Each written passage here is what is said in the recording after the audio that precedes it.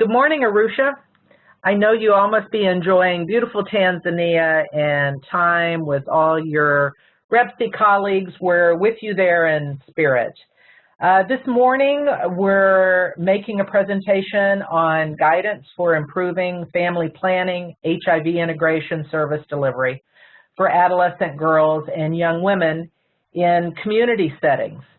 I'm Diana Camrad, Improvement Director for Vulnerable Children and Families and Mental Health at University Research.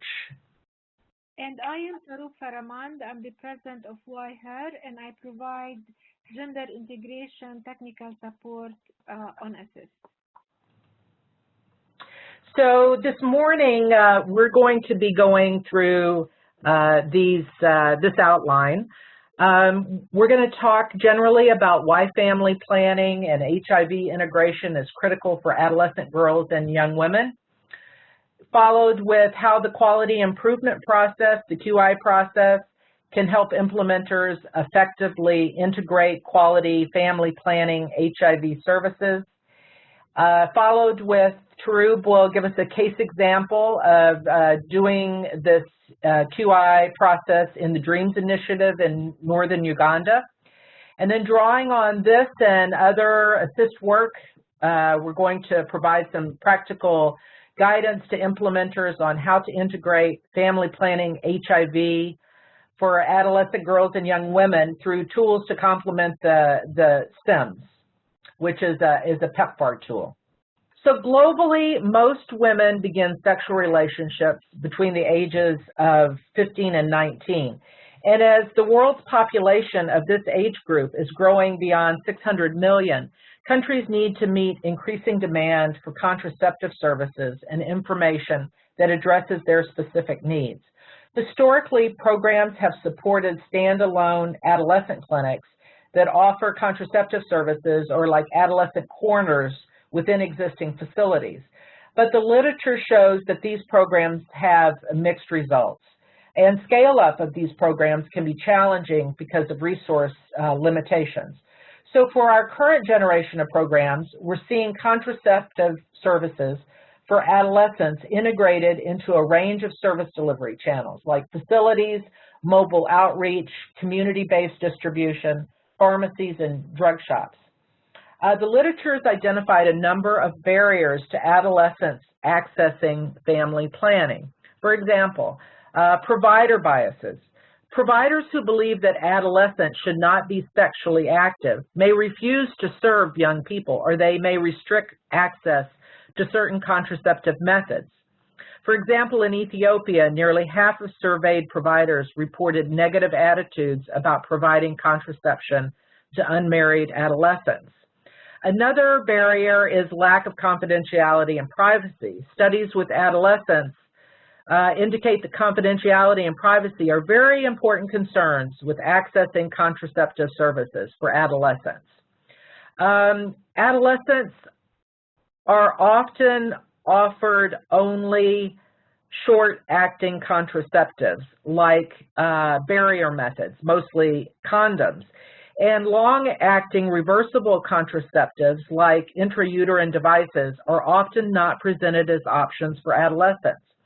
And this restriction is usually due to provider bias or lack of awareness that age is not a contraindication for any method, according to the WHO.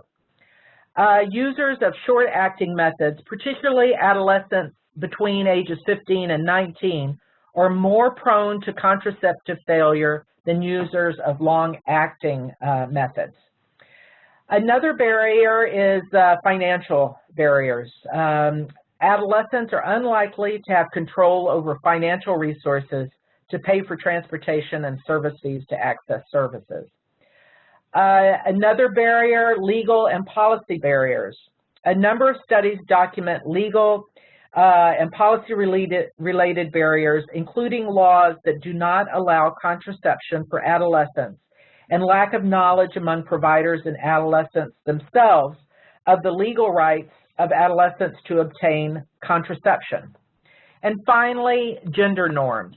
Gender norms that idealize ignorance for girls and sexual prowess for boys are found globally and it can impede young people's access to information and services and their ability to negotiate sexual relationships.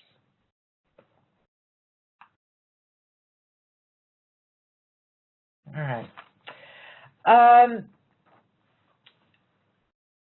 To improve the quality of our service delivery, it's very important to know these barriers that I just went over. But to improve quality, we don't just want to know what the barriers are. We want to know a process for overcoming those barriers and solving the service delivery problems.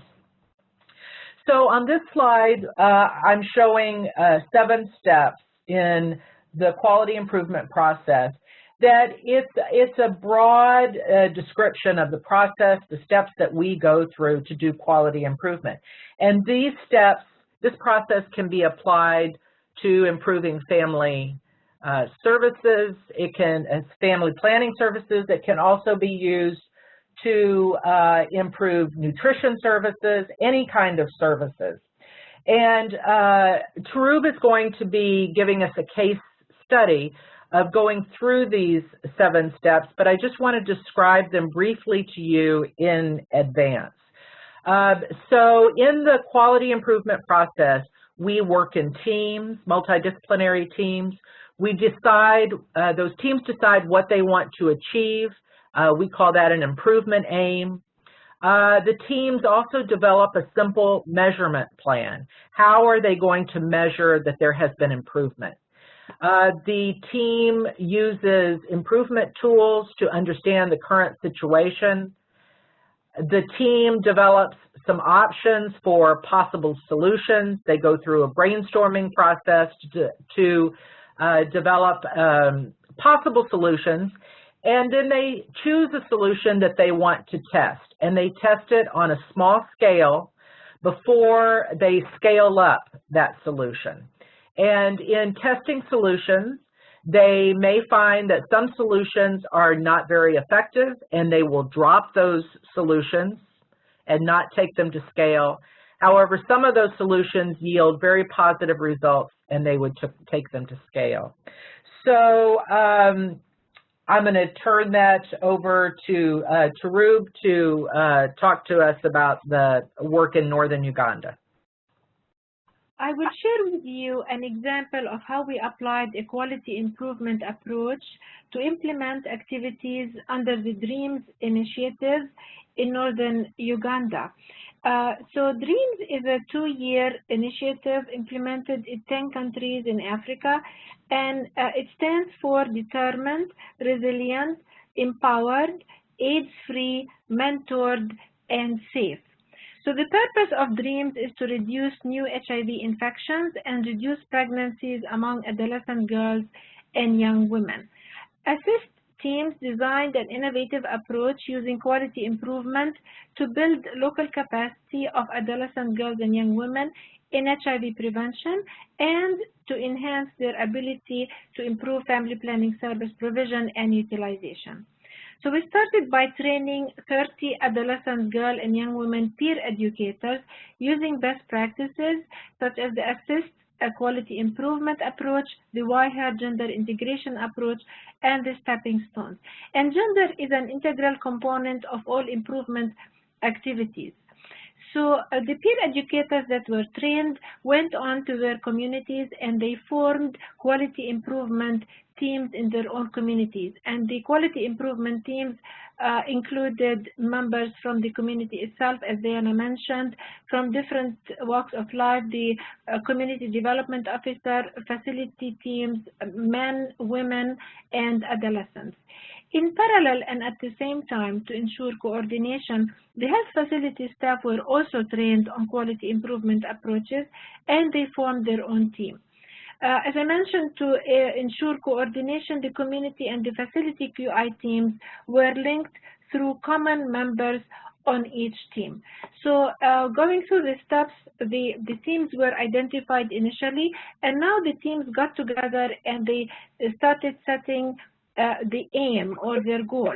And the teams developed 2 improvement aims. The first one was to increase contraceptive use by a certain percentage among sexually active adolescent girls and young women in their own communities by a certain date. And the second aim was to reduce HIV new infections among adolescent girls and young women also in their own communities. And as Diana mentioned, we're looking at family planning, HIV integration of services. The third step was for the team to develop indicators and a plan to collect data and monitor. And in the improvement process, we continuously monitor and adjust what doesn't work and move forward with the activities that worked. I'm going to mention only two indicators here: the percent of sexually active adolescent girls and young women who use a modern contraceptive method, the number of sexually active adolescent girls and young women who use condoms every time during sexual intercourse in the past 3 months. So the next step in the quality improvement process is to understand what the problem is. And there are multiple tools that are used for this purpose. One of them is the driver diagram, but there are many other tools like the fishbone that is used to understand what the problem is. I'm going to mention just some of the problems that were identified by different teams, as different teams in different communities identified different problems. But they all are consistent with the problems that Diana mentioned in her slides regarding family planning use. So there was a bias by the health facility staff identified where they did not have enough information about the Ministry of Health policy regarding providing services to adolescent girls and young women, and I mean family planning services. There was an issue related to access and the ability to pay for services. And two more gaps were identified: the poor structure for gender-based violence management services and the poor integration of family planning and gender-based violence services where family planning was not provided at the point of service. And finally, the teams identified the need for better parenting services and parenting support to adolescent girls and young women. And based on those gaps, the teams identified local solutions. So, for example, the remote areas where the adolescent girls and young women could not access services, the facility and the community teams decided on outreach services. So, adolescent girls and young women can utilize services during those outreach days. The health facility staff received enough information about the fact that they are not forbidden from providing services, and the Ministry of Health policy allows them to provide family planning services to adolescent girls and young women. Gender-based violence management training was provided to the staff and to the community peer educators, and better linkages took place. So services were provided, family planning services were provided at the point of service for gender-based violence victims. And better parenting also training was provided to parents of adolescent girls and young women. So I'm going to share with you some of the results. We have multiple results. As you can see here, we see an increase in contraceptive use. And one of the things we do in improvement is we continuously monitor. So in the 6-month period, we saw a drop, and also in the 9th-month period, we see a drop. And the teams identified the reason for this drop is that there was not enough commodities, and this issue was discussed with the health facility and the district level staff so they can continue to have enough commodities. Other results were less discontinuation rates among adolescent girls and young women, increase in parental support for girls to use condoms because this was seen as a negative issue before, and the family planning services were provided at the point of service for gender-based violence victims.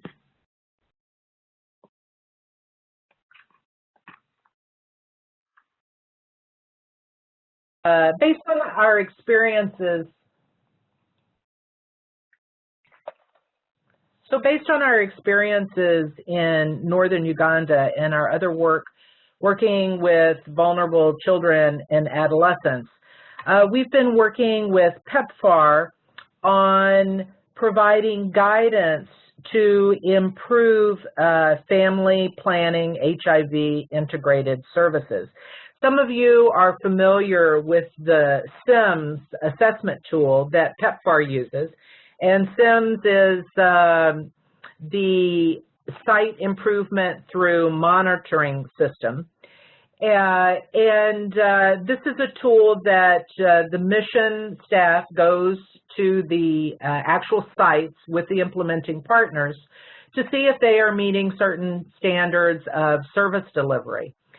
To improve on those services, we've been working on a quality checklist that includes essential elements of quality services. So you can see on this slide, question 1 is, do trained community care providers deliver information on family planning, safe pregnancy, and available family planning services to community members and groups? And we know from the evidence that it's important that community providers are providing services in a non-judgmental way. We've highlighted the elements that we have a good evidence base for. And we also know that confidentiality and privacy are important to providing quality services. So we're developing this checklist. It's in development. It's not finalized.